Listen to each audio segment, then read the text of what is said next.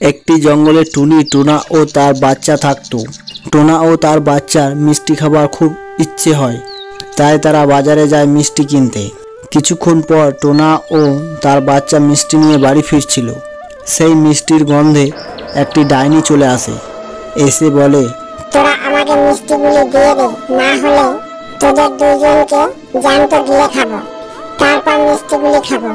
তখন টোনা ও তার বাচ্চা কাঁদতে লাগে। আর টোনার বাচ্চা বলে, ডাইনি মাসি, আমার খুব ইচ্ছে হচ্ছিল মিষ্টি খাওয়ার, তুমি এই মিষ্টিগুলি খেয়ে নিও না। আমাদের কাছে আর কোনো টাকা নেই যে আবার কিনে আনবো, তুমি একটি নাও, অন্য একদিন তোমাকে অনেকগুলি মিষ্টি কিনে এনে দেবো।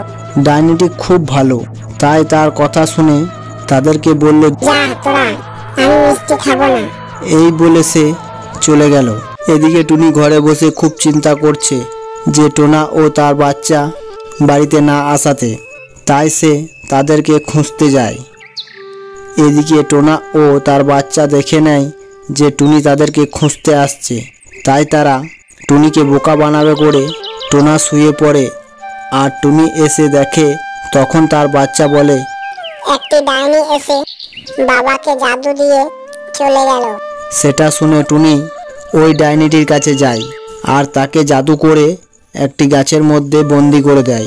এসে দেখে টোনা ও তার বাচ্চা দুজনে খুব হাসাহাসি করছে। তখন টোনা বলে, তোমাকে বোকা বানানোর জন্য এই রকম করেছিলাম। তখন টুনি বলে, তাহলে আমি তো শুধু শুধু ওই ডাইনিটিকে বন্দি করে দিয়ে এলাম। তখন তার বাচ্চা বলে, মা, আমাদের এই ভিডিওটি যদি সবাই লাইক ও চ্যানেলটি সাবস্ক্রাইব করে তাহলে ডাইনি মাসি মুক্ত হয়ে যাবে।